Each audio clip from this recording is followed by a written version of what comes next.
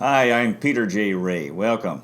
Today's topic is the story of Lakeside, Ohio, USA.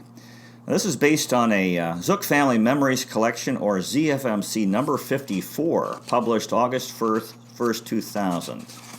Lakeside, Ohio, the way the whole world should be. This presentation is based on the book This is Lakeside, 1873 to 1973, Ohio's Chautauqua of the Great Lakes.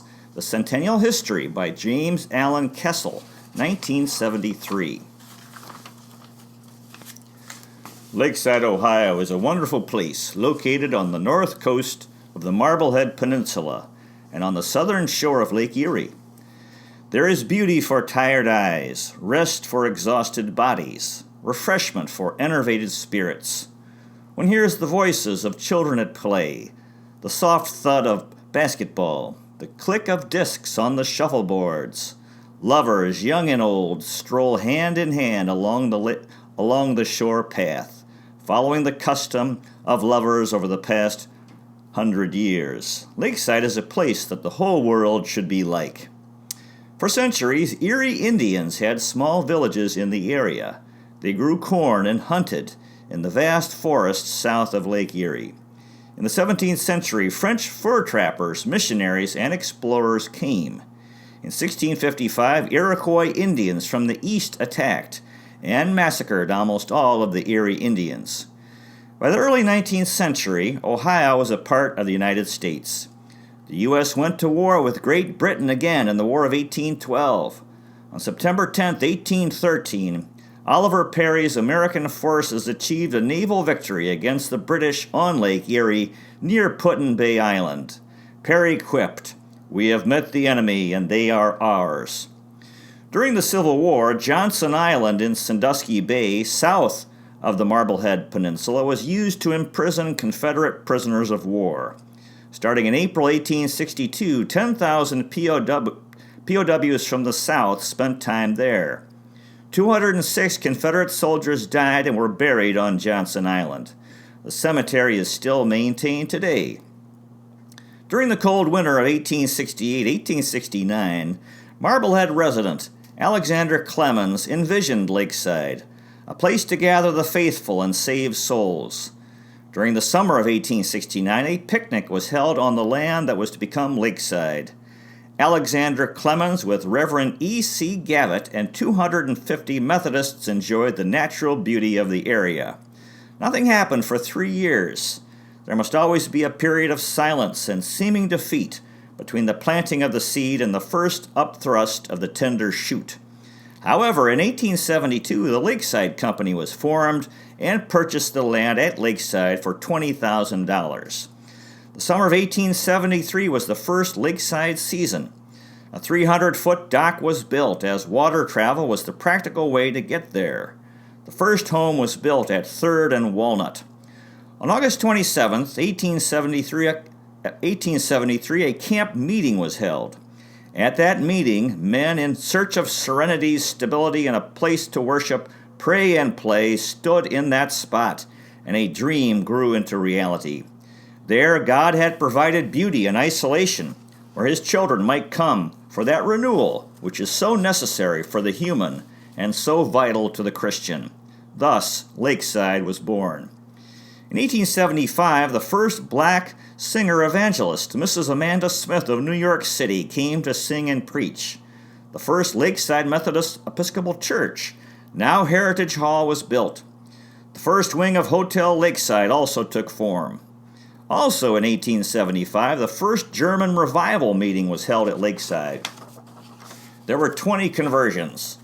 In 1878, the German Methodist Episcopal Church began building their own auditorium at Lakeside. 1878 was a big year. There were 12,000 visitors, and the auditorium was built. The streets were laid out and named, and many houses were constructed. Admission was 10 cents a day and 75 cents for the season. In 1881, U.S. President James Garfield, a Cleveland native, came to visit Lakeside before he was shot on July 2nd. The nation prayed for his recovery, but he died on September 19th. In 1886, former U.S. President Rutherford B. Hayes enjoyed the lakeside environment.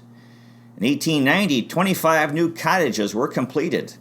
That same year, Frank Zook and Lena Hecker came for a revival meeting shortly before their September 17th wedding in Marion, Ohio.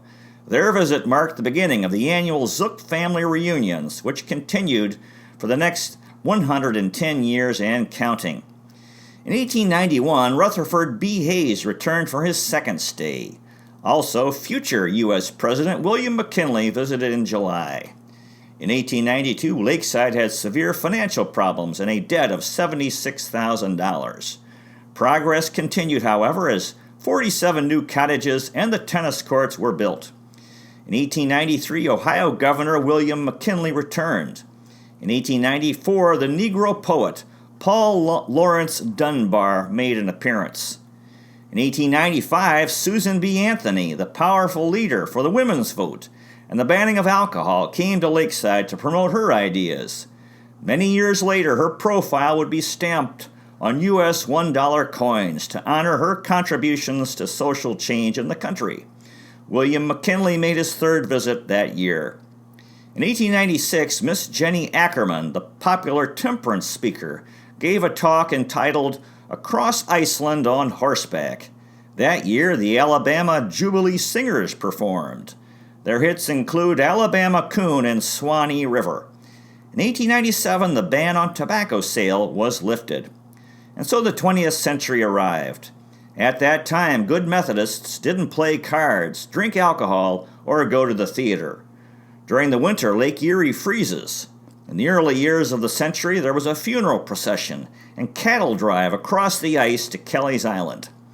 Athletics became popular at Lakeside, especially cycling and baseball. People were coming by a combination of boat steamer, interurban train, and railroad. Lakeside became a center for conference, religion, culture, and entertainment. In 1901, General Bollington Booth, one of the most distinguished of all philanthropists for the cause of winning souls of the downtrodden and outcast, gave a talk entitled The Church and the World. In September 1901, President McKinley was shot and killed. In 1902, Lakeside was bankrupt. The community was saved by the financial sacrifice of Barney Jacobs, who contributed several $1,000s, and Sam Gill, who gave $10,000. That same year, German Americans came from Ohio, Michigan, Illinois, Indiana, Wisconsin, Missouri, Tennessee, Kentucky, Pennsylvania, and Maryland. In 1905, interurban train service was started from Toledo and Port Clinton to Lakeside Station at 5th and Maple. Most folks, however, continued to arrive by boat at the dock. That year, the dock was extended to 600 feet, encouraging the large lake steamers to land. The water tank was rebuilt. Otto Magley visited. The gate fee was 15 cents a day and $2.50 for the season. In April 1905, the whole block of buildings between Maple and Walnut on 2nd Street and Park Row were destroyed in Lakeside's worst fire. In 1906, Vespers started. In 1910, the Tyrolean Yodelers of Switzerland performed. In July 1911, Nettie Zook visited Lakeside. Nettie was the love of future U.S. President Warren Harding's life. She worked in Cleveland as a secretary, and her father fought in the Civil War with Ulysses S. Grant at the Battle of Vicksburg. His name was Tom Zook.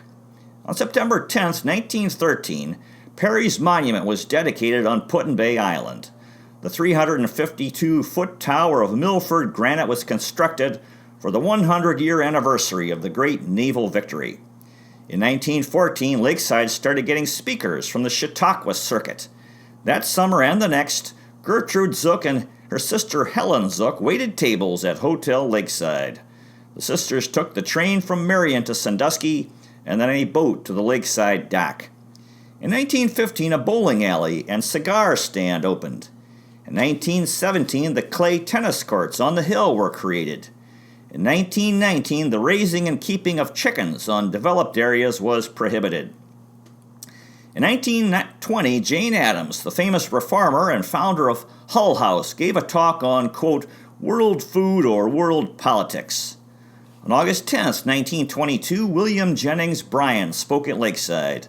The silver-tongued Jennings had been the Democratic Party's presidential candidate 3 times and also U.S. Secretary of State. That same year, Ernestine Schumann Heink sang for a crowd of 4,500 at the Central Auditorium. Her songs included Brahms' Lullaby, Holy Night, The Rosary, and the Star-Spangled Banner. On June 9, 1923, Gertrude Zook and Doran Ray were married at the Prospect Methodist Church in Marion, Ohio. The couple had their honeymoon at Lakeside and stayed at Hotel Lakeside. In 1924, Count Ilya Tolstoy, the son of author Leo Tolstoy, visited Lakeside. In 1926, Arthur Hoover became the general manager of Lakeside, a position he would hold for 20 years. In 1928, Orchestra Hall was built. In 1929, Billy Sunday, the Billy Graham of that era, came to preach. Sunday had been an alcoholic Major League Baseball player who saw the light and eventually converted 300,000 sinners. 1929 witnessed another disastrous fire which burned 20 cottages and the local Methodist church. In 1931, the Ramos Mexican Orchestra and Russian Cossack Chorus performed. In 1932, the Welsh Imperial Singers appeared. That year, the first movies at Lakeside were shown. They included Around the World in 80 Minutes and Alice in Wonderland. The Methodist Church was becoming somewhat liberal. In 1934, public swimming at the dock was permitted before 9 o'clock a.m. and from 3 o'clock to 6 o'clock p.m. on Sundays. That year, Tommy Zook jumped off the end of the dock during a big storm. Wearing black shorts with gold stripes, Tommy had great difficulty getting back on the dock because of the high waves. His 10-year-old nephew, John S. Ray, was among concerned relatives watching from the dock. In 1934, the movies Noah's Ark and Little Women with Katharine Hepburn were shown. That same year, Amelia Earhart enjoyed her visit to Lakeside so much that she planned to return. The famous female pilot never came back as her airplane disappeared in the Pacific Ocean near Howland Island the following year. In 1935, the outspoken senator from Wisconsin, Bob La Follette, came to Lakeside. The Mundy's World's Fair Negro Octet performed, and the movies included David Copperfield. In the summer of 1936, the movies shown at the Central Auditorium included The Crusades, A Tale of Two Cities, and Last Days of Pompeii. Among the 1937 movies were Ramona and Follow Your Heart. In 1938, the Sandusky Bay Bridge was completed. More and more people were coming to Lakeside by car, and the steamers were being phased out. Lake Erie boats became recreational rather than for transportation. That year, there were problems because of the bad conditions at the Erie Beach Dance Hall. Some Zook relatives, including Jim Zook, snuck out of Lakeside at the western border and joined the crowd at, quote, Devil's Land in Erie Beach. Forbidden activities there included slot machines, pinball, and the consumption of alcoholic beverages. Susan B. Anthony and Jenny Ackerman rolled over in their graves. Popular 1938 movies included Victoria the Great and Borneo. In 1939, the Golden Gate International Expo Symphonic Band performed at the Central Auditorium. The movies Adventures of Huckleberry Finn, Pygmalion, and Little Princess were shown, and a fine time was had by all. That August, John Lacey and his teenage nephew Dick Gray went fishing out on Lake Erie with John's Marion, Ohio pals. The boat was caught in a terrific storm and nearly capsized. For years, John would greet Dick with the words, "Hey Dick, do you want to go fishing?" In 1940, First Lady Eleanor Roosevelt visited Lakeside, as well as Cornelius Vanderbilt Jr. and Ohio Governor John Bricker. The Ypsilanti, Michigan Symphony performed. Folks enjoyed the movies Goodbye Mr. Chips, Young Tom Edison, and Abe Lincoln in Illinois. In 1941, the movies shown included Newt Rockney, Land of Liberty, and Cheers for Miss Bishop. In 1942, Krishnalal Sridharami made an appearance. That year, Lakesiders enjoyed One Foot in Heaven, How Green Was My Valley, and It Started with Eve on the big screen at the auditorium. By 1943, World War II had been raging for several years. That year, there was no entrance fee at Lakeside for men and women in uniform. The favorite movies were A Yank at Eton, George Washington Slept Here, and the Disney animated classic Bambi. The entertaining flicks of 1944 included Madame Curie, The North Star, Victory Through Air Power, and Destination Tokyo. In 1945, folks enjoyed the movies The Adventures of Mark Twain, Snow White and the Seven Dwarfs, Naughty Marietta, and Our Hearts Were Young and Gay. In 1946, Homer Courtney became the new general manager. The community was heavily in debt, but Courtney acted boldly. He directed improvements which cost $100,000. These involved new shovelboard courts, the chapel in the woods, the paving of 2nd Street, and the modernization of the Lakeside Hotel, especially the bathrooms. That year, H. Chang, representing nationalist China, came to Lakeside and appealed for more U.S. support for Chiang Kai-shek's forces in the Chinese Civil War. A storm from the northeast caused severe damage to the dock. Popular movies included Practically Yours, Enchanted Forest, and Rhapsody in Blue. In 1947, the Singing Marines of Chicago performed at the Central Auditorium. Top movies were It's a Wonderful Life with Jimmy Stewart, Song of the South, and Stanley and Livingston. That year, Harold Freilich swam from Kelly's Island to Lakeside with his cousin Dick Ray in a small motorboat, providing directions and encouragement. 1948 was Lakeside's Diamond Jubilee, 75 years of life. The Ambassadors of Song performed, and the movie The Tender Years was enjoyed. In 1949, the Central Auditorium was renamed the Hoover Auditorium to honor the late Arthur Hoover, who had done so much for Lakeside. The Barbershop Quartets of Northern Ohio performed. Ruth Smallshaw Ray came for her first visit as John Ray's girlfriend. The attractive red-headed Canadian teacher was very popular among the Zook family relatives. In 1950, Herbert Thompson became the new general manager. Thompson organized the Dollars for the Dock campaign. It had been many years since the dock was used for docking boats that brought folks to Lakeside. People arrived by car. However, the dock remained popular as a place for swimming, fishing, and strolling, especially at night after an entertaining performance at the Hoover Auditorium. $50,000 was spent to renovate the beloved dock. Also in 1950, GOP leader and Senator Robert Taft visited. Taft was the son of former U.S. President William Howard Taft. Popular movies for that year were Scott of the Antarctic, A Connecticut Yankee, and Jolson Sings Again. In 1951, Alice Marble, the 1939 tennis champion, paid a visit. The Jackie Robinson Story and I'd Climb the Highest Mountain were movies that thrilled folks at the Hoover. The 1952 gate fees were 10 cents a day and $12 for the season. At the Hoover, Lakeside folk enjoyed Dust or Destiny, Bonnie Prince Charles, and The Frogmen on the big screen. Crowd favorites for moviegoers in 1953 included Stars and Stripes Forever, Cry the Beloved Country, and Anything Can Happen.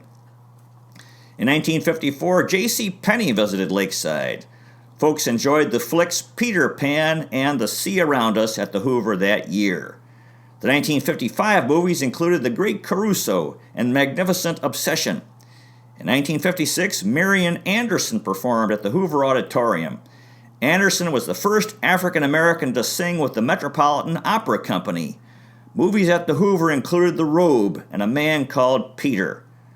1957 was a great year for movies at the Hoover. They included The King and I, Song of the South, Westward Ho!, The Wagons, Cinderella, and The Spirit of St. Louis. In 1958, Senator Frank Lausche, a former Ohio governor, came for a vacation. The Westinghouse Male Chorus performed at the Hoover. Entertaining movies included Richard III, Seven Hills of Rome, and Land of the Pharaohs. In 1959, the Ohio State University Chamber Music Ensemble performed. Movies included April Love, Old Man and the Sea, and The Inn of the Sixth Happiness. In 1960, George Beebe became the new general manager. The Wesley Lodge, New Fountain Inn, and Putt Putt Miniature Golf were all built that year. In 1960, Lakeside had 200 acres and 720 homes. Popular movies at the Hoover included Journey to the Center of the Earth and The Diary of Anne Frank. In 1961, the Jimmy Dorsey Orchestra performed, as well as the Trapp Family Singers from The Sound of Music. Folks enjoyed the movies The Wackiest Ship in the Army. The Zook family relatives again had their all-night poker game during their annual family reunion over the Labor Day weekend. In 1962, Branch Rickey, the man who signed Jackie Robinson in 1946 for the Brooklyn Dodgers and integrated Major League Baseball, visited Lakeside. There were improvements to the new Fountain Inn. Movies at the Hoover included The Absent-Minded Professor, Parent Trap, and The Brothers Karamazov. In 1963, the Pavilion Tower Cross at the foot of the dock was dedicated.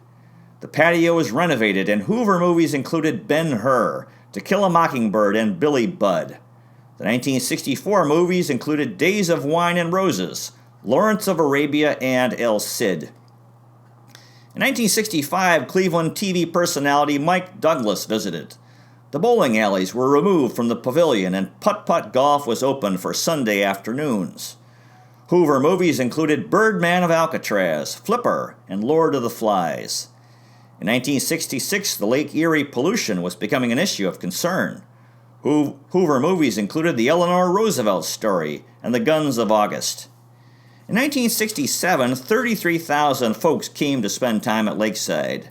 Hoover movies included The Greatest Story Ever Told, Robinson Crusoe, USN, the story of George Tweed on Japanese-held Guam, and The Russians Are Coming. In 1968, Dwight Ellis became the new general manager. That year, the National Shuffleboard Tournament was held at Lakeside. Hoover movies included The Gentle Giant and The Happiest Millionaire. In 1969, motorcycles were banned.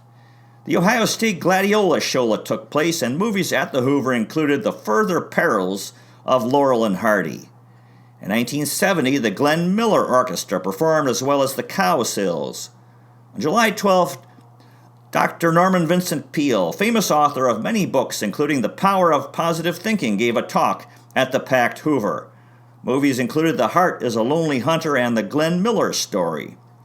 The pollution of Lake Erie had become terrible.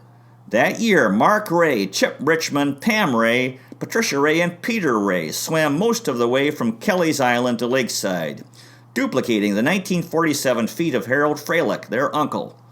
Shuffleboard continued to be popular, but, quote, 10 off was always a hazard. 1971 movies at the Hoover included The Out-of-Towners and Captain Nemo in the Underwater City. In 1972, the Serendipity Singers and Doc Severinsen performed. Hoover movies included When Dinosaurs Ruled the Earth and The Aristocrats. Cousins Peter Ray and Mike Ray created a password, Remember the Wine Glass, after viewing a stimulating movie at Orchestra Hall. The Candle Shop was a unique business establishment. Kathy Wiesenauer won the putt-putt tournament at the Zook family reunion. On November 13th and 14th, a northeaster storm caused $300,000 in damage. 1973 was Lakeside Centennial, and This is Lakeside by James Allen Kessel, A History of Lakeside, was published. The Singing Angels performed. Hoover movies included The Reluctant Astronaut, Cancel My Reservation, and Scandalous John. In 1973, cousins Peter Ray and Tracy Ray won the shuffleboard tournament at the Zook family reunion in August. The 1974 movies included New Leaf and the James Bond 007 thriller Live and Let Die with Roger Moore. Abigail's Tea Room continued to be the best restaurant in town. After the movie, folks often would have tin roof Sundays at the patio and stroll on the dock. That year, Peter Ray jumped off the dock into the lake with his clothes on at night and won a bet with his cousins Mike Ray, Greg Lacey, John Lacey, and Chris Lacey. The 1975 top flicks were Guns of a Stranger, Bears and I, Jonathan Livingston Seagull, and Escape to Witch Mountain. In 1976, they included Doc Savage and Sunshine Boys. That year, Mark Ray shot a record 29 on the putt-putt course, shooting 11 two-strokes and 7 holes in one.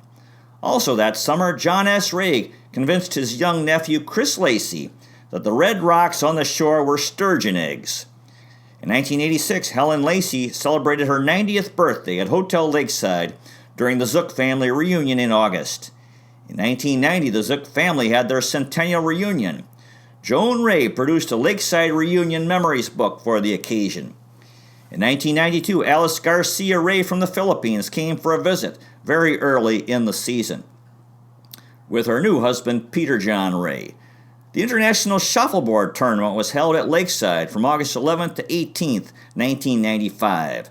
The final standings for the men were USA first, Canada second, and Japan third. For the women, Canada was champion, followed by the USA and Japan in the rear. In 1998, John Lacey and Peter Ray won the shuffleboard tournament at the Zook family reunion. Mark Ray presented the champions their prize, a nice hunk of Swiss cheese. Bob Kinsey came for the first time that year. In 1999, Kinsey and Brent Lesheim both enjoyed the Lakeside scene at the Zook family reunion. Lakeside is oozing with history.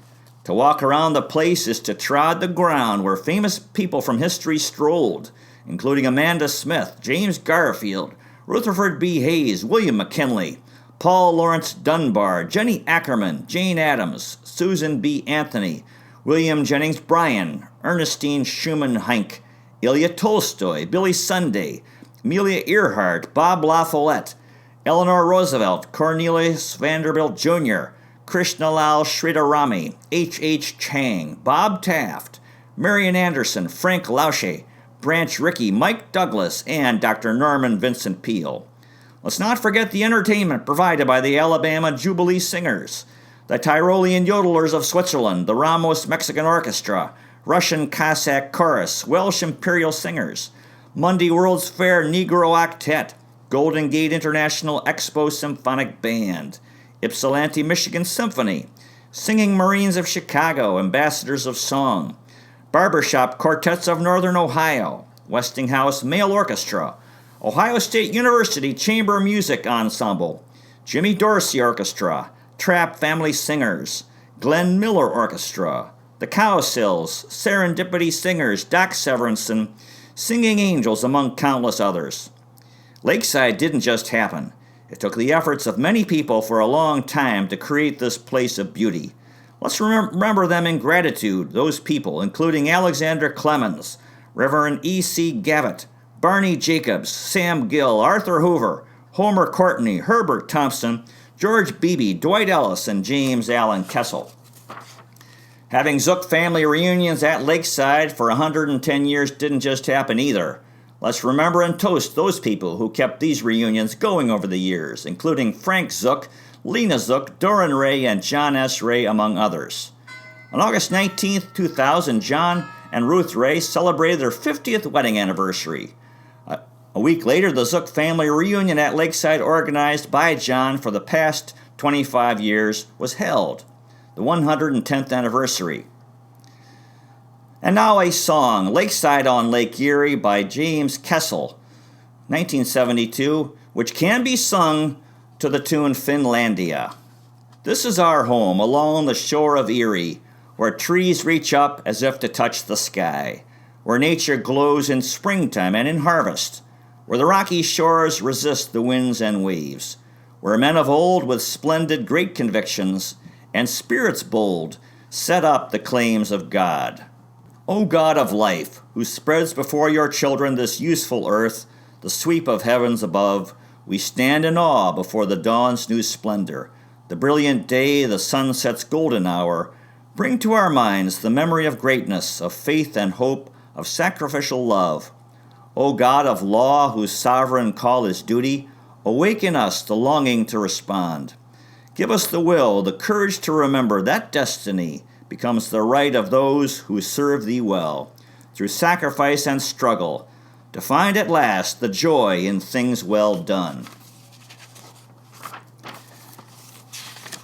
Now, James Allen Kessel was born in a Methodist Episcopal parsonage in southern Ohio. Following his graduation from Ohio Wesleyan University, he served briefly in settlement work in New York City and directed a church-related community house in Pittsburgh while attending Western Theological Seminary in that city. Ohio Wesleyan conferred upon him the Doctor of Divinity. Dr. Kessel served in the Pittsburgh, Minnesota, and Philadelphia conferences and is the author of numerous plays and pageants. He authored and produced the Diamond Jubilee pageant at Lakeside in 1948. And now some more information on Lakeside based on 3 books. The Story of Lakeside by O.L. Shepard, 1923. Light and Life, Lakeside on Lake Erie, 1923 to 1948 by John Harding Butler, 1948. And Lakeside Lore, Ohio's Chautauqua Vacation Land by Eleanor Durr, 1979. In 1872, Lakeside was organized as a Methodist camp meeting ground. In 1873, Lakeside was founded as a spiritual city where refinement and recreation would be in agreement with spirituality. Folks come to Lakeside worn and dispirited. They leave revitalized to lift the burdens of mankind and make a better world. In 1874, thither the tribes of Israel were gathering annually. In 1879, Lakeside was a real necessity for the enjoyment of the summer. It was a summer resort where moral and religious people, man, not only find rest but also freed from the corrupt associations which gather about nearly all the popular resorts. In 1891, croquet was admitted to the park, but other games were barred. In 1892, the daily program was reduced to 2 popular lectures at 2:30 p.m. and 8 o'clock p.m., due to the decline in public enthusiasm for all-day lectures. In 1912, Dr. George R. Stewart gave a lecture, Is Fun Divine or Devilish? In 1914, Lakeside continued to be the Ark of the Eternal Verities. In 1923, Lakeside was a place to refresh the soul, brain, and body. Christian optimism was the well-known platform. In 1925, the revolving electric cross was erected on the pavilion from the leadership of Mrs. Arthur Jones. 1944 saw the Lakeside Horseshoe Tournament. In 1948, Lakeside was a restful place, making a great contribution to the spiritual development of all ages. A Christian colony by the lake, fine entertainment, inspiring lectures, and uplifting preaching.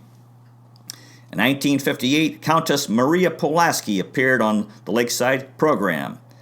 In 1979, Lakeside continued to be a place to renew the spirit while quieting the mind. And in 2001, Lakeside was a spiritual mecca set along the rocky shores of Lake Erie. In this relaxed atmosphere, creative gifts and perceptive vision develops. Now we have 3 comments. The first is from Tessa Delina. Dear Mr. Ray, greetings. Thank you so much for a wonderful issue number 54. I particularly liked the way you wrote this article, the inclusion of the members of your family interspersed within the book of Mr. Kessel. This was quite unique and made it even more interesting to read. I believe that Lakeside, Ohio is a very beautiful place, even if I have not been there, just by reading the article. There are so many vivid descriptions that I like to read it over and over again, and may I just reproduce it here with your permission and Mr. Kessel, of course. Here are some of the lines. There is beauty for tired eyes, rest for exhausted bodies, refreshment for enervated spirits. One hears the voices of children at play, the soft thud of basketball, the click of discs on the shuffleboards. Lovers young and old stroll hand in hand along the shore path. Lakeside is a place that the whole world should be like. I guess the people behind the improvements made on Lakeside should be quite proud of their achievements, not to discount the fact that a lot of very important people have visited this place. Reunions at Lakeside, Ohio for the past 110 years. This is incredible. I hope that when you share this issue with the members of your family and your forthcoming reunion, they would be able to relate with how you feel, and I am quite sure they will enjoy reading it as I did. More power to you. Sincerely yours, Tessa J. Delina, Quezon City, Philippines. Now there's a comment from my father, John S. Ray, quote, Dear Editor, ZFMC 54 just finished and greatly enjoyed. The pictures on the front of Lakeside are just super. The picture page and the back of John, Lisa, and Madeline Lacey are precious. Lakeside, the way the whole world should be. What wonderful language. The Kessel book, This is Lakeside, is filled with interesting information. I did not know that Peter had jumped off the dock into the lake at night until I read this ZFMC. Interesting fact. I clearly remember the Red Rocks sturgeon egg business with Chris Lacey. Also, I did not know that my mother and dad had spent their honeymoon at Lakeside and stayed at Hotel Lakeside. Thanks for another excellent issue. Love, Dad. John S. Ray, Cleveland, Ohio. Next is from Bob Kinsey, quote, Dear Peter, got the ZFMC on the history of Lakeside. Read it all, Bob Kinsey, Northville, Michigan. So that concludes our presentation on the story of Lakeside, Ohio, USA. Lakeside, Ohio, the way the whole world should be. Thank you so much for watching. I really appreciate it. God bless you. Take care, and I'll see you next time.